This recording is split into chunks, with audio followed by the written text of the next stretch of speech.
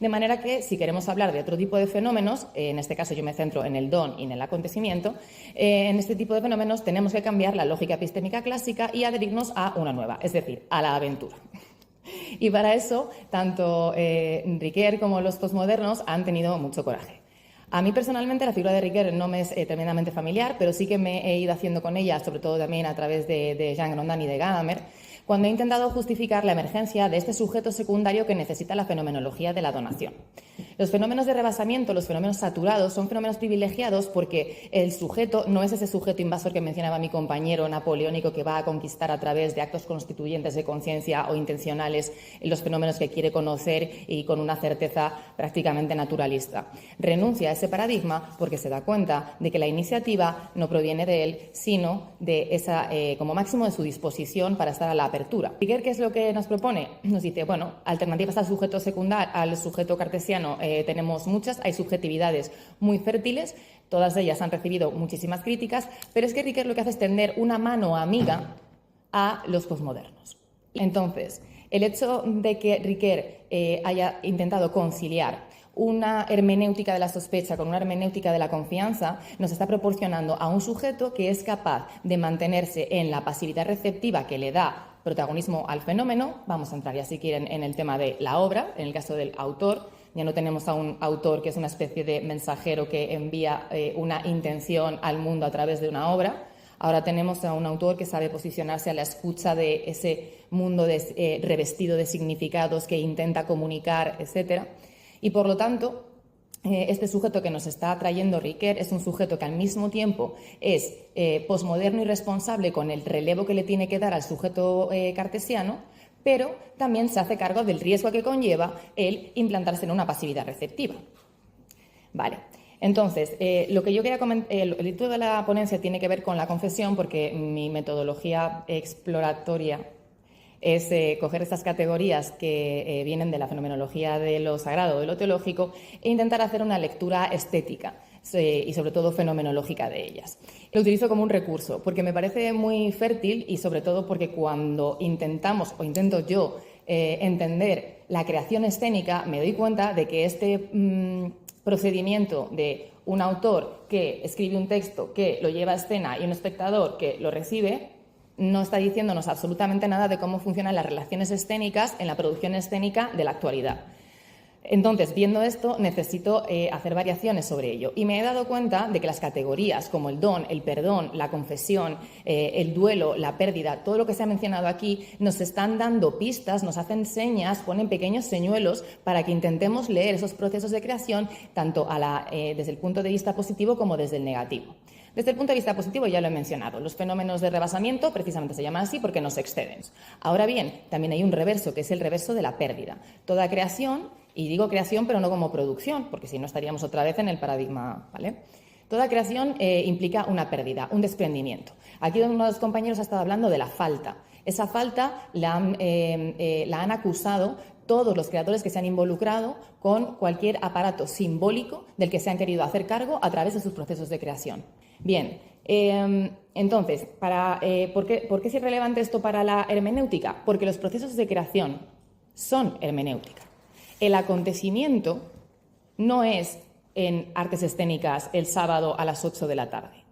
El sábado a las 8 de la tarde hay una ejecución performativa del hecho escénico, pero el acontecimiento es un arco que empieza mucho antes de la función y que termina mucho después de lo que se llama el convivio en Jorge Dubati, que es uno de los principales teatrólogos que defienden esta idea, y que también acusa esta cuestión de la pérdida y del duelo. Entonces, ¿quién es el hermeneuta aquí? Claro, si seguimos las pautas que nos da Ricoeur, el hermeneuta tendría que ser aquel que se considera responsable, que tiene una capacidad para abrirse a los significados, que tiene, como hemos comentado, la metáfora y demás. Pero cuando yo me he involucrado en procesos de creación escénica, me he dado cuenta de que quien escribe un texto, como bien dice Ricoeur, ya está trabajando sobre hermenéuticamente un mundo, una historia, un pasado, un presente. Eso ya son materiales. Por lo tanto, ahí hay un primer momento hermenéutico. Otro siguiente momento hermenéutico es el que hace el dramaturgista, es una figura intermedia, cuando se enfrenta al texto.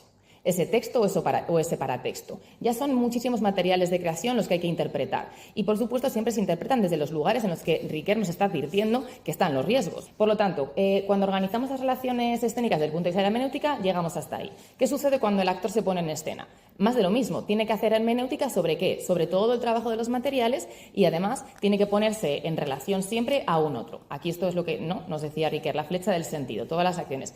La fenomenología de la donación es más bien no intencional, por lo tanto, a mí es uno de los problemas que más me trae Riquer, que intentamos situarnos un paso atrás de la intencionalidad para darle la iniciativa al fenómeno. Pero bueno, entiendo bien que se pueden encontrar varios, en los niveles de donación se pueden encontrar este momento. Vale. Pero es que el siguiente que está haciendo hermenéutica es el espectador, porque el espectador tiene que interpretar todo este proceso, también, por supuesto, desde esos sanísimos prejuicios que constituyen nuestro mundo de la vida.